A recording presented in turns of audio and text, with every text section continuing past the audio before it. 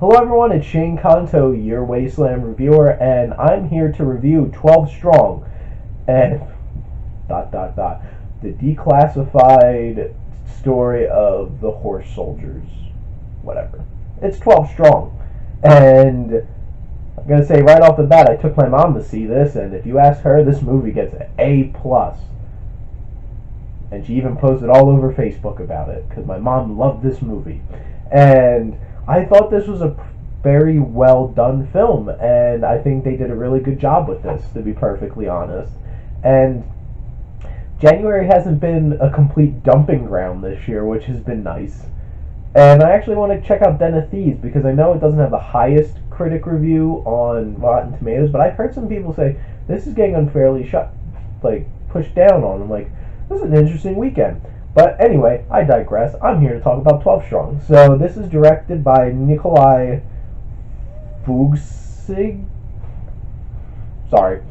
I hope I got that right. But anyway, so this is a really well shot film, and how the story is told, balancing different aspects, and they do a really good job of telling the story, keeping the tension up, and building some interesting character scenes and balancing that with some great action sequences. Honestly, this film has some fantastically tense action sequences, and overall they use a lot of practical effects. When they do use CGI for explosions, it looks really fake, but when they don't and use actual explosions, there's some really great special effects work for this film. And the pace, I have to say, this is a 2 hour and 10-minute film, and there's moments in the middle where it dragged a little bit for me. There's some scenes that I felt a little needless or stretched a little too long, but overall, I was kept engaged throughout the whole film and up till the very end. This is a very tense building film and has enough of the action sequences to keep up the tension and keeping up the excitement, because this is a war film and that's what most of them ride on.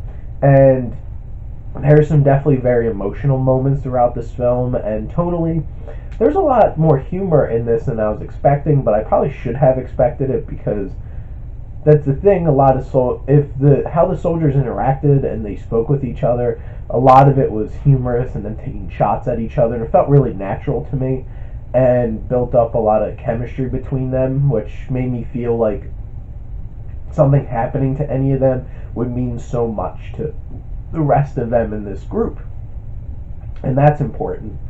Now, the cinematographer was Rasmus Videbach, and Videbach does such a great job of shooting this film. Everything is so well played out in terms of action. There's some gorgeous shots of them in an Apache helicopter flying over mountains and stuff like that, going through clouds, and I really liked how they used some of the camera work to show some of, because there's the horse riding, fighting in this film, but there's also a lot of airstrikes, and how they shot those sequences really gave some great scope, and it gave it a more epic kind of feel to this.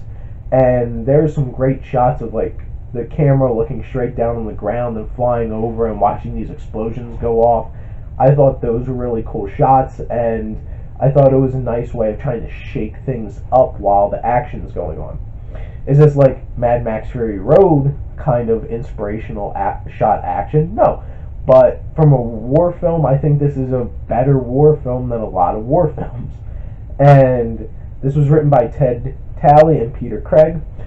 The story is very interesting and kind of unbelievable, but it's so true, because it is true. And how they did this on horseback, fighting outnumbered, it's really a fantastic story and so interesting. And in terms of, there's some parts during the story where it's a lot of exposition dump.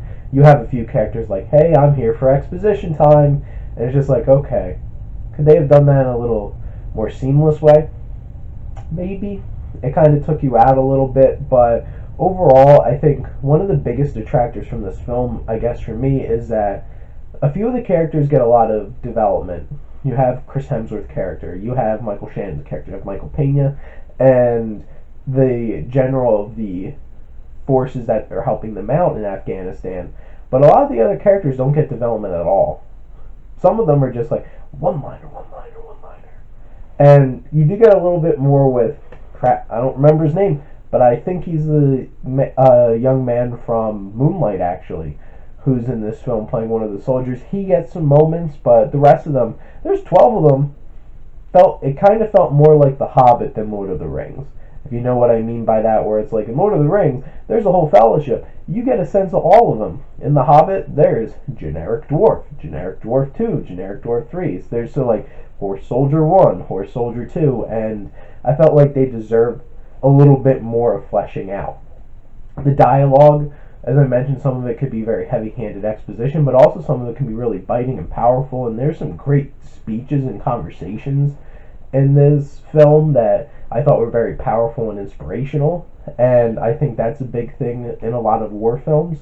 And this film, one way or another, really doesn't take on the politics of like, should we have went into Afghanistan or not? And I don't think that's what this film is trying to say.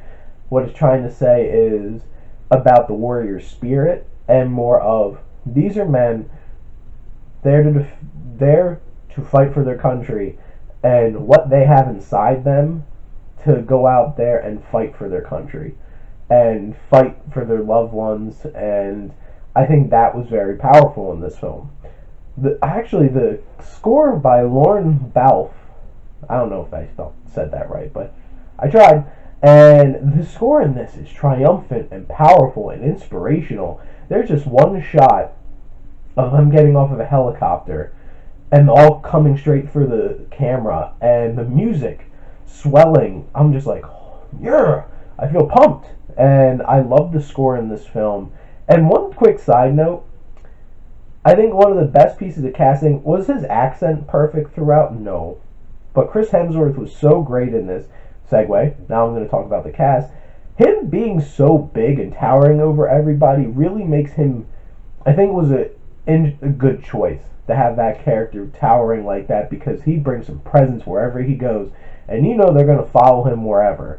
And boy, is Chris Hemsworth big. Holy crap. And he actually does a really great job, very powerful work in this film. And Navid Nagaban, who plays the general of the Afghan forces helping out, he was great. And he had some fantastic moments, and he really brought out a lot in Chris Hemsworth and their interactions in this film. I thought he was fantastic. And then Michael Shannon is Michael Shannon, and having more of a fatherly figure kind of thing, instead of like intensely staring at everybody all the time. He does have killer eyes. And if you see the film, you know what I mean by that. And Michael Pena does his Michael Pena thing, and does a really good job doing his Michael Pena thing. This is a very strong effort that thrills and hits some emotional heights. And honestly, it's a very well done war film. And I'm going to give 12 Strong a B.